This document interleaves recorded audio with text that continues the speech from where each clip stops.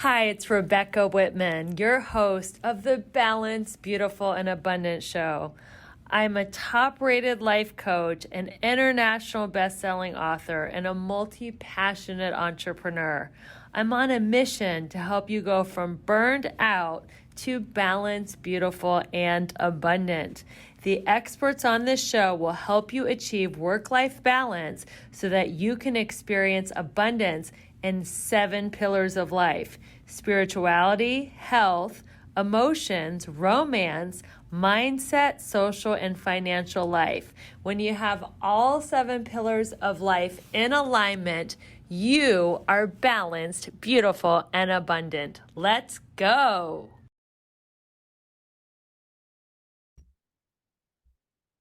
Hello, everyone. Welcome to the Balanced, Beautiful, and Abundant podcast. We are taking you from burned out, overwhelmed, frustrated to balanced, beautiful, and abundant. And I'm so excited because we have just been breaking records with this podcast of ours. We are maintaining our top half percentage globally in self-help. And yours truly got voted top 5 entrepreneurs to watch by USA Today. And I'm just thrilled. I'm honored. I'm humbled. I'm surprised. And it's because of you guys, our dedicated listeners. You're sharing this podcast out and you're spreading the word. I have the perfect guest on. She is totally in alignment with the topic of our podcast, and I can't wait to tell you all about her. Welcome to the show, Beate Chelette. Thank you so much for having me, Rebecca. This has been a long time in the making, and we are finally here. We're finally here, and we just found out we're neighbors. We both live in Los Angeles. We could have done this in person, but we're going to do it over Zoom because why sit in that Los Angeles traffic if you don't have to, right? That's exactly right. So let me tell my listeners a little bit about your awesomeness. So Beate is known as the Growth Architect. She is the founder of the Women's Code. Beate provides visionaries and leaders with strategies that grow their authority so that they can scale their impact. She went from being an immigrant with over $135,000 of debt to selling her business to Bill Gates in a multi-million-dollar global deal. We're going to ask you about that. She is rated top 100 global thought leaders and the top 50 must-follow women entrepreneurs.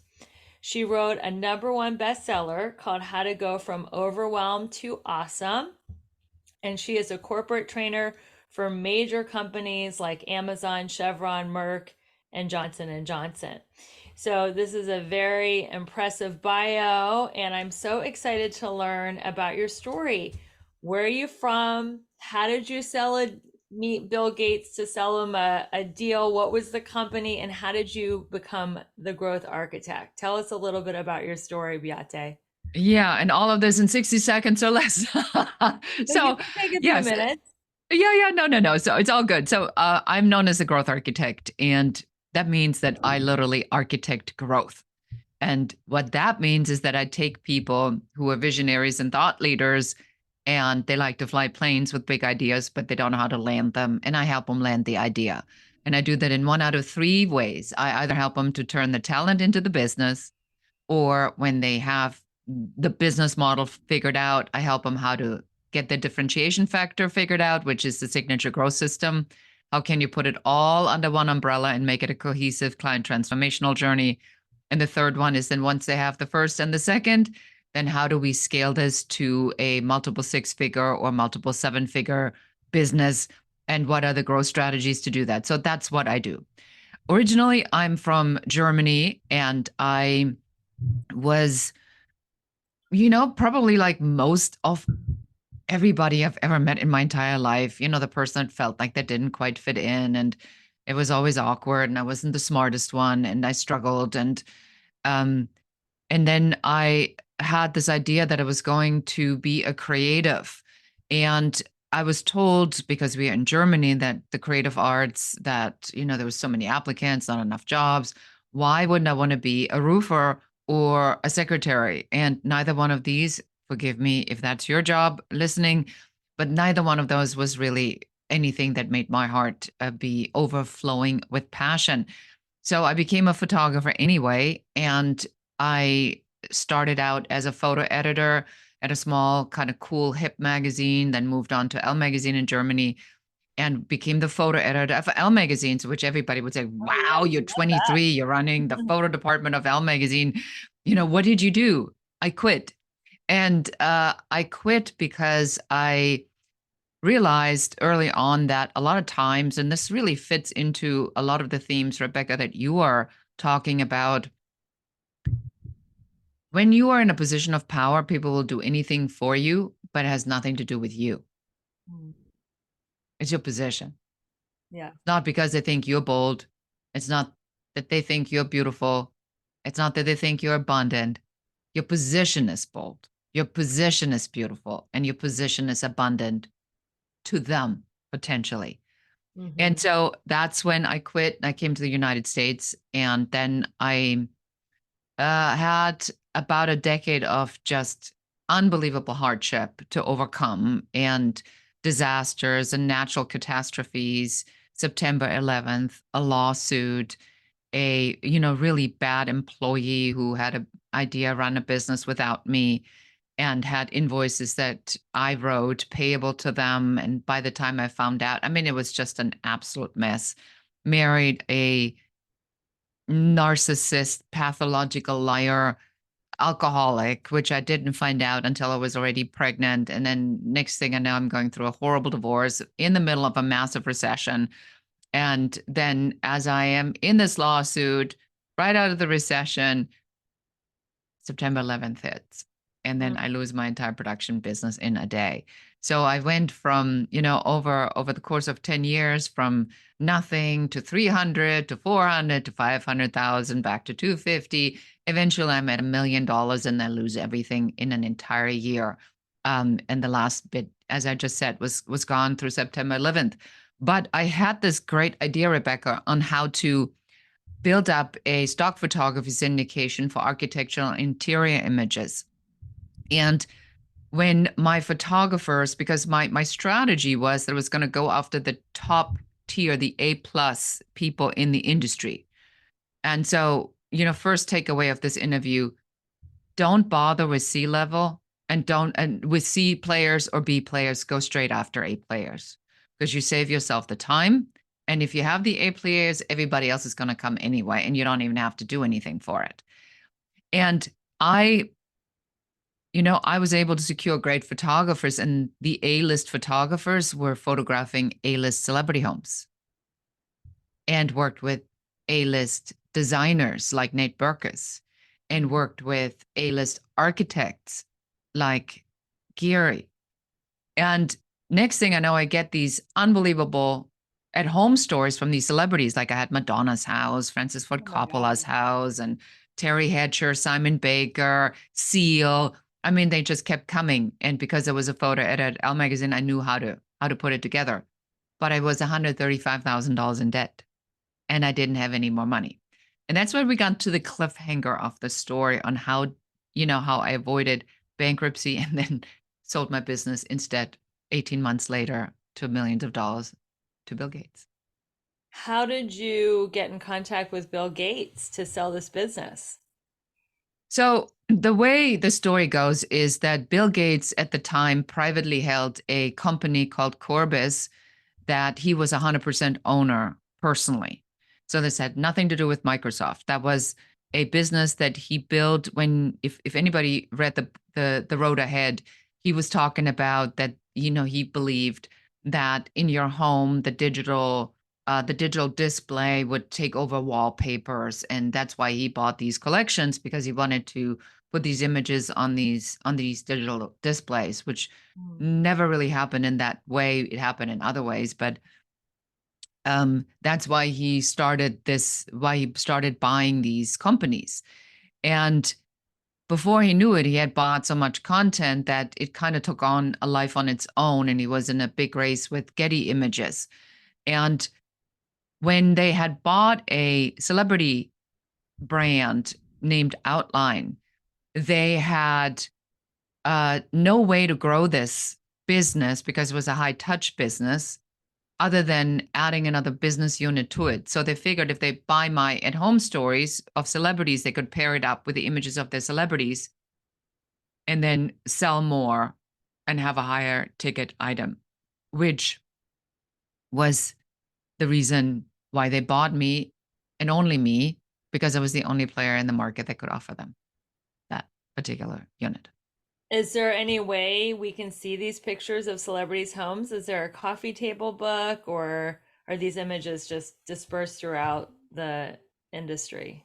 Well, I mean, if you were to do home story seal or Madonna, or you look for the term Beate Works, that's BeateWorks, you may still find some of these images out there because they've been widely published all over the world. I mean, we were the number one player in the world in our category. Um, some of these images, like there's this one image that was not a celebrity image, but it's an image of a bicycle in Amsterdam leaned against a railing over a canal. And that image has sold at IKEA, I believe, worldwide over 5 million times. And Wow. if you look at the credit, it still says Fernando Bengochea by Beate Works. Well, congratulations. That's incredible. I feel like I have seen that image from IKEA, so that's beautiful. So let's talk about the Women's Code. You're the founder of the Women's Code, and I'm all about women's empowerment. So I'm curious, what is the Women's Code? So the Women's Code I designed when I sold the business to the Bill Gates company, and they offered me to come on as a senior director of photography globally. That I said, I am shocked at how women are treated in organizations, and I am shocked how women treat each other. Now, you kind of know how this oftentimes works, from middle school when the she tyrants and the queen bees and the bullying and the you can't sit at our table type of thing. But you don't really realize that this behavior kind of perpetuates into the job world, and some women just never seem to really entirely grow out of it. And things were happening where I would go to the bathroom and then I come out, my whole team had gone to lunch. And then I would say afterward, okay, what happened? I said, oh, we couldn't find you. No, you knew exactly why. You waited until I was in the bathroom and then you all bolted for the door, which, I guess it was also hinting on my leadership style, which at that time probably wasn't very good. But I learned that there is a lot of stuff that led me to believe that if we want to see real change in the world, women need to have a code amongst ourselves first. If I don't know how to treat you with dignity and respect, if I'm jealous if your podcast has more downloads than my podcast, if I'm jealous that you're cuter than me, if I'm, envious of your lifestyle, if I'm envious of any of this, we'll never go anywhere. Yeah. Because in abundance, we know that the message is there's enough for everybody. And the more prosperous I get, the more people I can help to be in prosperity as well. But women have still a scarcity thinking. And so that's why I founded the Women's Code, to give women some guidelines on what it actually means to have a code. I love that. I used to call that Code of the West, but I like the Women's Code. Code of the West, it for me, this was like a high school thing.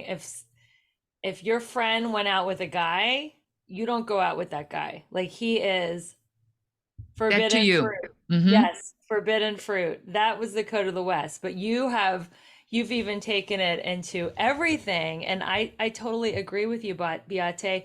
When women are mean girls or competitive with each other, it is because they are in scarcity thinking. Yeah. And most of the time, they're competing for men's attention. Like women have to look a certain way or be a certain way so they can get men's attention, and that there's limited amount of male attention or approval to go around. And that is what I call, being oppressed by the patriarchy. And one of the ways that I love women are rising up is they're creating solidarity amongst their sisters.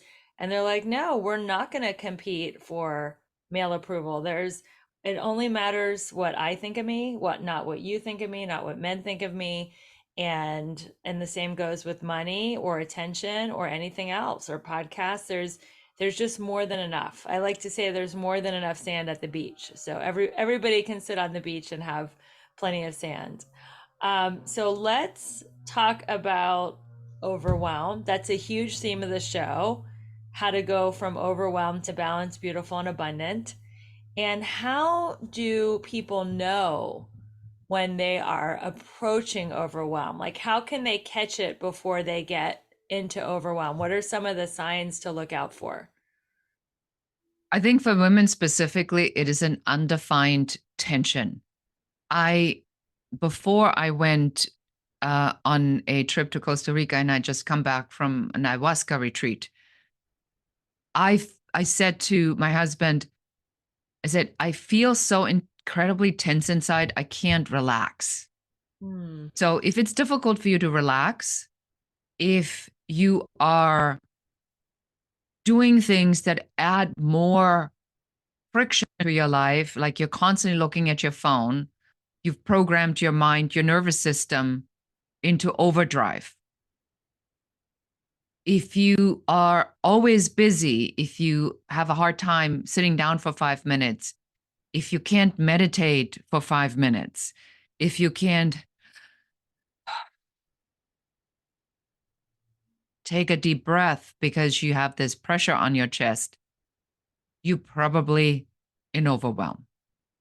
Hmm. So if there are no more if there's no more pocket anywhere where you can give yourself permission, I wear a Fitbit. A Fitbit has like a 2 minute breathing program on there. 2 minutes. 2 minutes. Like you could go in the bathroom and do that. Mm-hmm. But when you're overwhelmed, oftentimes you don't even have time for that. Right. That's when you're overwhelmed. Those are very good telltale signs. If you can't even sit down and breathe for 2 minutes and just take a breath and a pause, then you're going too fast. And I think that is happening. It seems like technology has sped everything up. We can get so much more done from our phones that instead of creating more efficiency and free time, we're like addicted to doing more, more, more, more, more.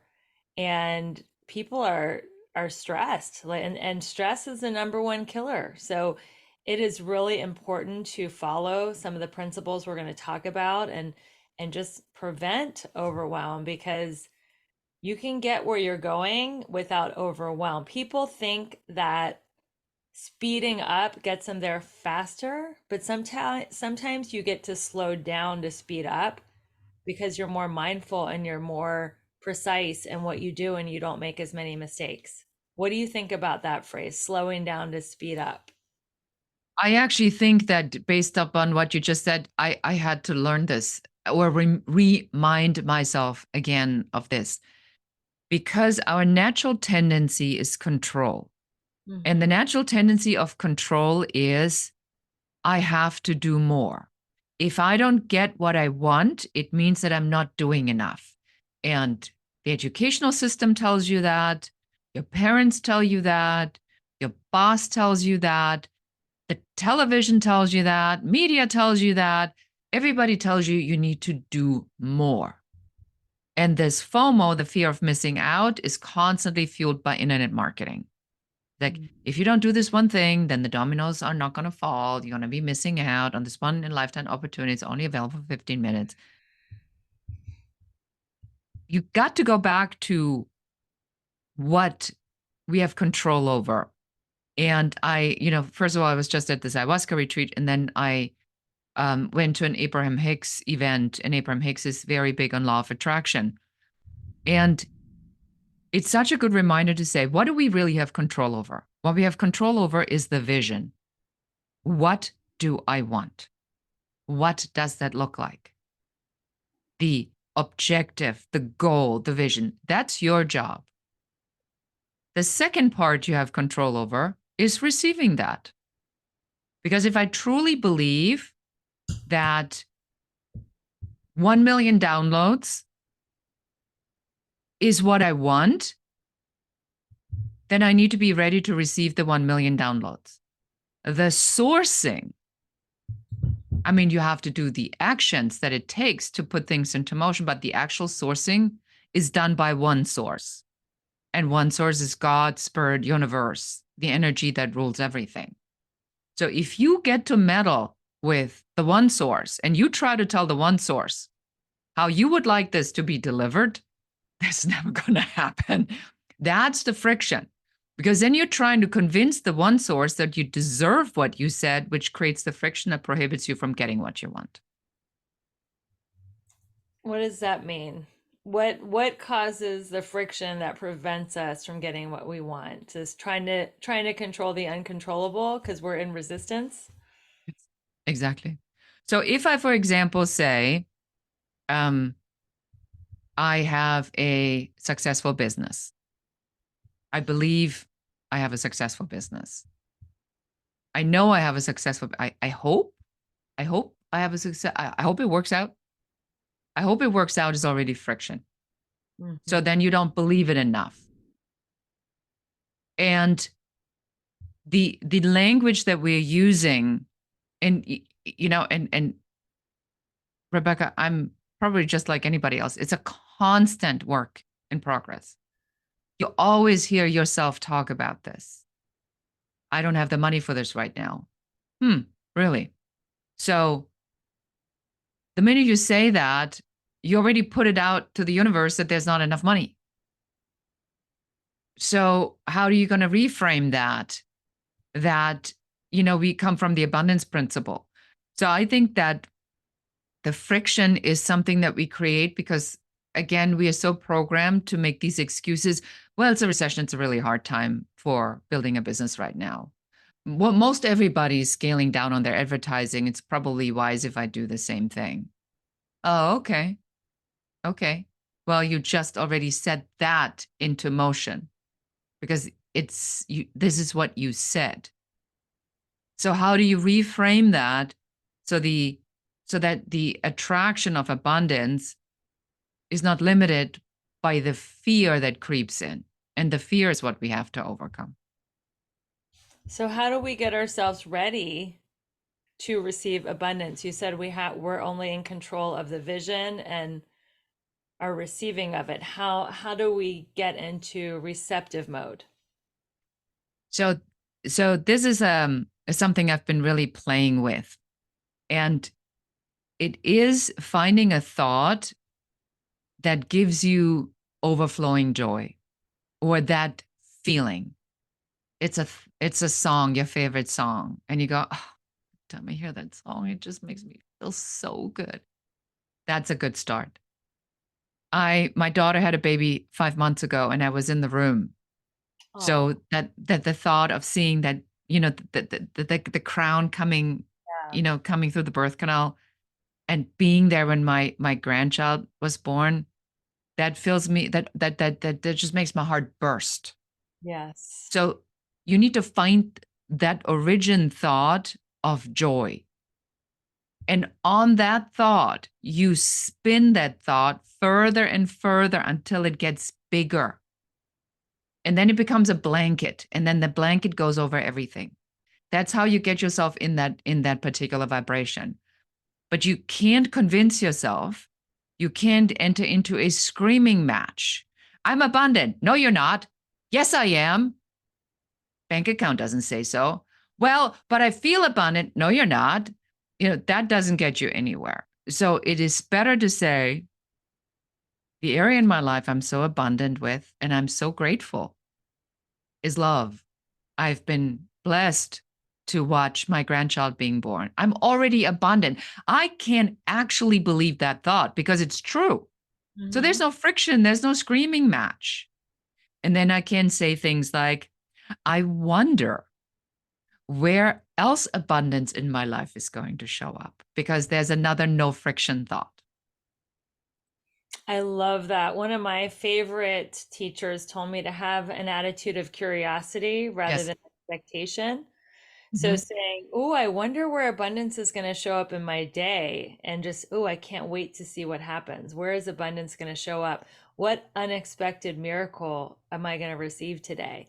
So it's asking yourself questions that don't create contrast, to use the Abraham Hicks term. I'm a huge fan, or friction. That is great. That is gold if you're listening to that. So let's segue into the authority conversation. I know you are a thought leader on creating authority and helping that, using authority to scale businesses. What does being an authority mean, and why is it so important, Beate? Yes. So the first thing I'd like to do, Rebecca, is I would like to just define what authority actually is, because that already gets confusing. Yes. Authority is not an influencer. That's an influencer. Mhm. Authority is not celebrity. That's a celebrity. Now, a celebrity may have influence, and an influencer, a celebrity may have authority over something, and an influencer may have authority. But the term authority really means an industry expert or a subject matter expert. If you want to be an authority, but you're really trying to be an influencer or a celebrity, you already have friction, which we just talked about. And that's why that typically not works, because it's a different business model. Gary Vee's business model is celebrity, Mm. not influencer. It's celebrity. That's why he has an opinion about everything and anything, and why he's anywhere with all kinds of different things and products that he endorses, because he wants to be a celebrity. That's a different model. For most of us, and for most of your listeners listening to this podcast, authority means you're an industry expert. So you first have to establish what the transformational influence is that you are the authority on. And that is when you get really clear about this. Yes, you can talk about nutrition, you can talk about beauty, you can talk about hair care, you can talk about fitness, you can talk about business building, you can talk about abundance, you can talk about the law of attraction. Now you have all these subjects, and you feel just because you have a microphone, you want to grab every mic and talk about anything and everything. That's not authority, that's confusion. I'm an authority on growth architecture. I architect growth. Within growth architecture are particular processes and systems. Mindset, action sets, skill sets are part on architecting your growth. Yes, you can build a business without mindset, just by, hard work and following certain processes and systems. Ultimately, I don't think it's going to make you very happy, but it is possible. I also don't attract that kind of person, but it is possible.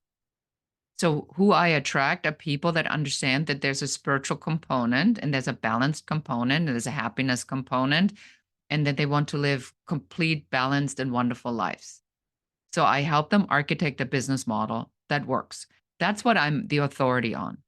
So, to become an authority means the clarity on what you can speak with confidence on, and making sure that all the pieces that you do are fully aligned with that one thing, and that there's no confusion or friction.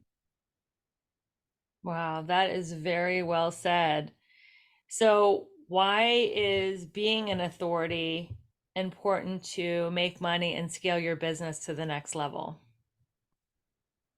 The best kept secret is like the pearl in the oyster that waits for a diver to come and discover it. It is really entirely up to you on, the listener to say, how fast do I want to do this? What am I willing to do? And authority does not necessarily mean that you have to grab the mic on every stage. There's all kinds of different ways to build authority. You can write, you can do podcasts, you can do podcast guesting, hosting, you can speak from stage, you can do it through social media, you can do it through events, you can do it through partnerships, through collaborations, through networking. I mean, there's tons of ways to build your authority. You're just going to have to build a business model that follows in integrity who you are as a person and what your vision is of the life you want to create for yourself. And then we reverse engineer how this authority piece needs to show up for you to attract your potential clients. If somebody is, maybe they're leaving their corporate job and they have a passion for something that they've received transformation in, just for the purpose of this example, let's say they were on a weight loss journey and they lost a bunch of weight. They want to launch a business in the health and wellness industry. So many people have lost weight. How does someone start? If somebody's a beginner, how does somebody start building their authority? Yeah, so the very first thing that I want to recommend is you go to the quiz that we literally just finished building. It's called What's Your Talent Worth? You go to whatsyourtalentworth.com. Because I get this question, Rebecca, so often. I actually just built a quiz for it because people say, well, is it even worth it? Well, allow me to assist by putting this mathematical formula together. It takes like 2 minutes, and then it'll Fun. send it to you in like in the next 5 to 10 minutes, the results. And it'll give you an actual number, and it'll tell you what your earning potential is in this market for what you're trying to do. Because the factors of this are, what's your expertise? How long have you had this expertise? What is the desirability in this market? And so it calculates based upon these different factors, and it spits out a particular number. And then when you see that number and you see what your earning potential is, which I always would do before do anything else, is to say, and now what? Well, now you need to build the business model. You need to turn the talent into a business, which happens to be our very first program. And we revamped this. And that's why this interview with you is so unbelievably timely, because last year I was still in the high ticket world, and I saw that there was a significant shift in the market. And I know you did, you seeing the same thing, that there are more people that want to enter entrepreneurship and make their own dream happen, and less people that are looking for, $25,000 masterminds to join. I mean, that's just my opinion. That's just what I'm seeing. Yeah, I see that too. And so if we see that this is a trend in the market, then we have two choices. We either can go and judge everybody who's trying to do that, or we can say, okay, with my expertise of shortcuts and architecting growth, what can I tell these people? And I can tell anybody, I can help you build that business model in 12 weeks, and you'll have an actual functioning business model. Because I've done it, I've done this program a couple of years ago, and it's, we had over 22,000 people that have taken this program. And so I updated it and I said, well, what needs to happen today for that? So the steps are, figure out what your earning potential is. Mm-hmm. Because you have to somehow figure out, is it worth doing in this market? And then design a business model. What I don't want your listener to do is now go from internet marketer to internet marketer. And you go and you look at one offer that says, I'm speaking from stage. Speaking from stage is great as an additional strategy in a business model. Speaking from stage is not a business model. Mm-hmm. It is a vehicle. It's a tactic within a business model. So now let's say you do that. Now you get the next affiliate offer, and the next affiliate offer after that says, well, you need to make an offer from stage, which makes perfect sense. So you buy that. Now you learn how to make an offer from stage. Now you get the next affiliate offer and says, well, don't you need to create a funnel for that? Now you go, that makes sense. Now you start to create a funnel. Then the next offer comes, is like, how do you fill that funnel with leads? So you buy that offer. And next thing, you are in a reactive mode of, I wonder what the next thing is. And then the next thing will come. I rather have you design the business model first based upon your capabilities, your desire, your vision, your income goals, how much time you want to spend with your family. Do you want to travel? I mean, there's so many factors. And there's so many factors that go into this. You want to build it to suit you. And then we look at the external tactics and say, Is speaking an option, or would guesting be better, or hosting, because you never have to leave your house if you have small children? Why would you be 200 days on the road if you have a 2-year-old and a 4-year-old? That's insane. Right. These are great points. So if you're listening, take that quiz. It sounds really, really cool. I'm going to go take it. Too. I can't wait to see your number. I I can't bet it's a wait. big number. Yes. Thank you. I can't wait to take it. So, what are three elements to become an authority? So the three elements really are, you always need to work on your mindset. Hmm. Mindset is absolutely critical. Clean thinking, don't believe everything you think. You and I are big Abraham Hicks fans. It's a daily practice to keep yourself in that proper mindset. So you set your intentions, you set your expectations, and you have to keep practicing that forever and ever and ever. The second piece is growth, because you always want to look, where is the next piece? Where is the next growth opportunity for me? So if I have a podcast, how do I grow my audience? How do I get this in front of more listeners? How do I get better engagement? Is the topic of my podcast clearly defined?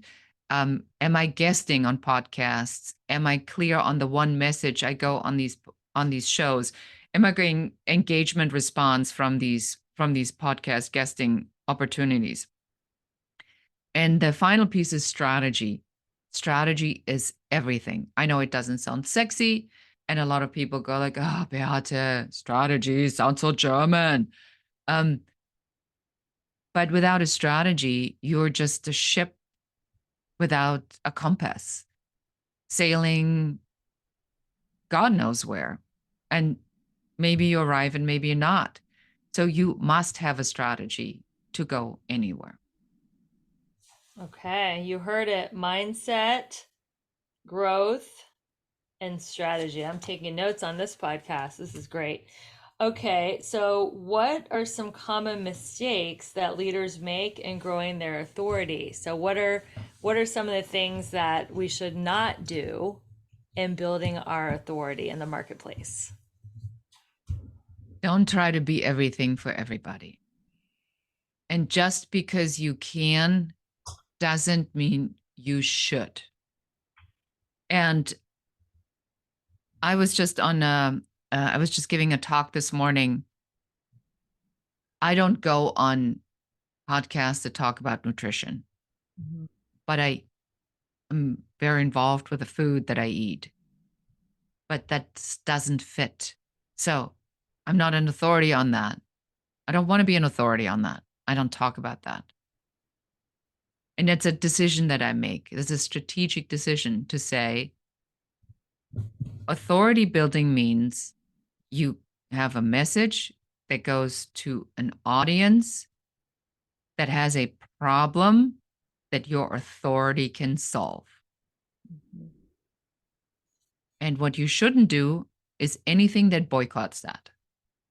So the minute the message gets diluted, the minute you divert away from that audience to say, well, but women over 60 could also use that, but your core audience was a 30-year-old man, now you get now you get into trouble.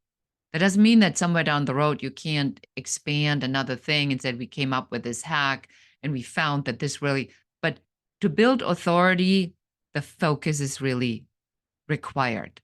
Hammer down on that one message again and again and again with clarity. I'm the authority on this because people have this problem and I have a solution to this problem. And here's the person that has this problem. And my message is directed toward that person that has that problem because I have the solution. Stick with that. Stick to one pain point and one solution and one ideal client. So is that what you do forever? You just have like one offer for one pain point, or can you expand once you build your authority in one area? Can you be an authority in another area?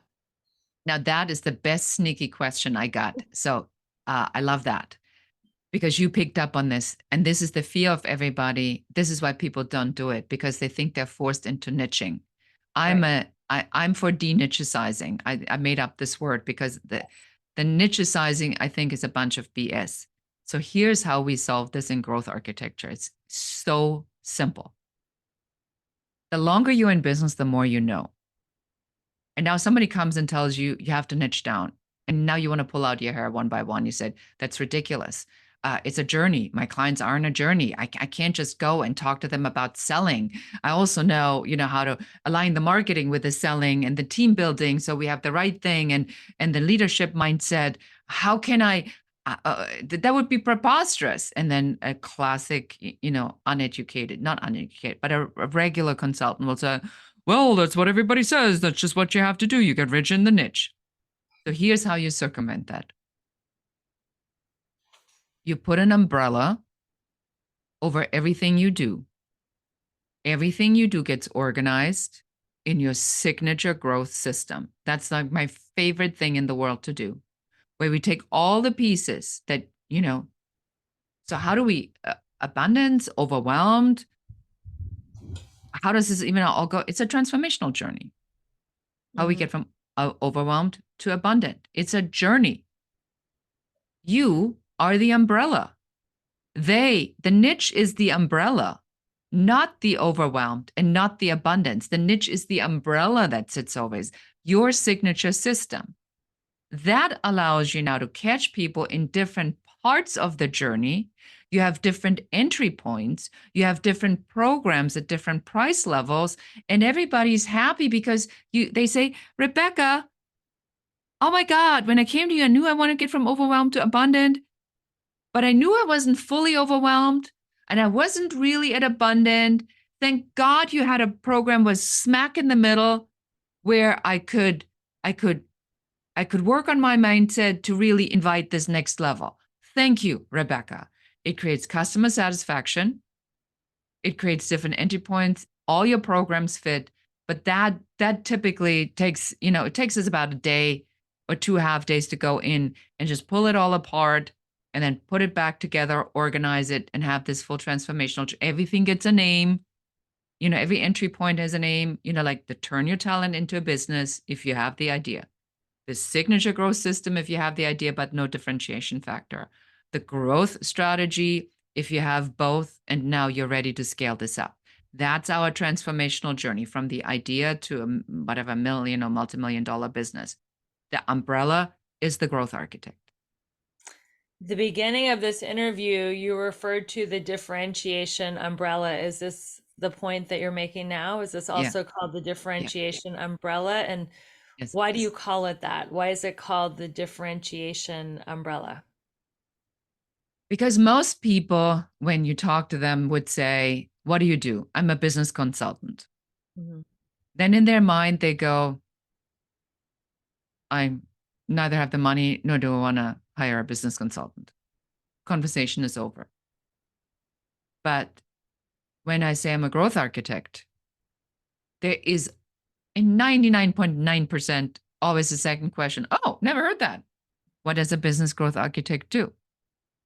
Now I can say I architect growth in these 3 different categories. Now they're thinking, oh, never thought about it like that. No, I feel like I got my business. No, my business model actually doesn't work. So I have a question for you, Beate, and now you are in the conversation that you really want to have. So the differentiation factor is,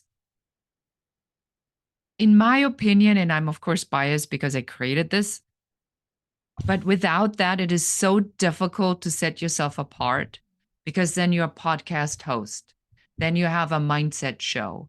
Then you have a business consultancy. Then you're a strategist. You're a life coach. And it sounds so generic that people then are forced to look at the differentiation factor, and that is price. And that is not where you want to be. So your brand, your title, your authority is a differentiation factor in your teachings, not there's a million coaches and the only thing that's different between all these coaches is the price. You want to be in a whole different category, and that's the Be in the differentiation. blue ocean. Yeah. Yeah, I love it. Well, this has been a fascinating conversation. I'm so excited to continue it on your podcast. Yes, yes, yes, So yes. So everybody needs to check out the Business Growth Architect show because part 2 is right there with Rebecca. that's right. So check out her podcast. And how can people keep in touch with you? And we already talked about the quiz. You can go ahead and repeat that website and any other ways that people can interact with you.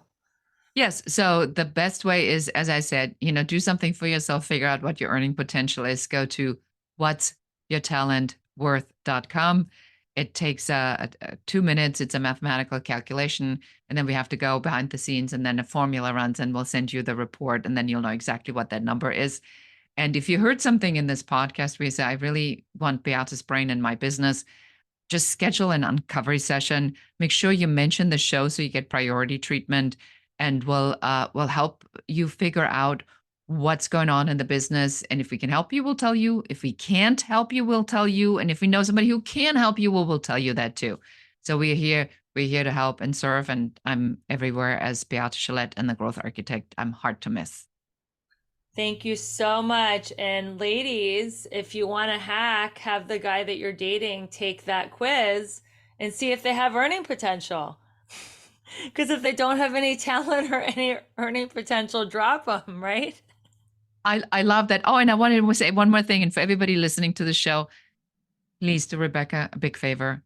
Subscribe to the show, give it a 5-star review, and make a comment, even if you just drop a heart into it as a comment. But with AI now ruling everything, engagement is measured in these types of things. And you see the dedication Rebecca has to her tribe. Help her out to spread the love. I appreciate it. Yes, we love 5-star reviews. Thank you so much for the shout out, Beate. And thank you, listeners, for going on this journey with me. Some of you guys have been listening to this now for over 3 years, and I'm getting a lot of great feedback saying, I'm no longer burned out. I'm no longer overwhelmed. I'm no longer in a dead end toxic relationship. So keep the reviews coming. And thank you so much for being willing to go from burned out to balanced, beautiful, and abundant with me, your host, Rebecca Whitman. And until we see you again with another amazing guest, keep your vibe high and magnetize. Bye, everyone. Hello, my friends. Thank you so much for being a devoted listener to the Balanced, Beautiful, and Abundant show. I so appreciate your subscription, your reviews, sharing this podcast with your friends. And if you feel called to work with me on a personal level, I want to invite you to my Elegant Warrior training. It is starting in mid-January. I will personally help you get all 7 areas of your life to a level 10. That includes your spirituality, your emotions, your romantic life, your financial life, get your mindset on track, make sure you have a great community. And this is a 7-week group coaching class. If you want to learn more about it or just meet me, I would love for you to schedule a complimentary breakthrough call. My schedule is very full this year, but I have opened 3 spots this week to talk to you and just see where you need a breakthrough, where are you feeling stuck in your life. Maybe you need to lose a few pounds. Maybe you're tired of being single, or maybe you're ready to double and triple your finances. So wherever you feel stuck, I'm committed to helping you have a breakthrough on this coaching call. Go ahead and click the link in the show notes in the link tree to schedule that breakthrough call. And if you're interested in learning more about Elegant Warrior training, I am happy to talk to you about it live, or you can always reach out through my email. Talk to you soon. Keep rocking your goals and keeping your vibe high, and I'll see you next week with another incredible guest.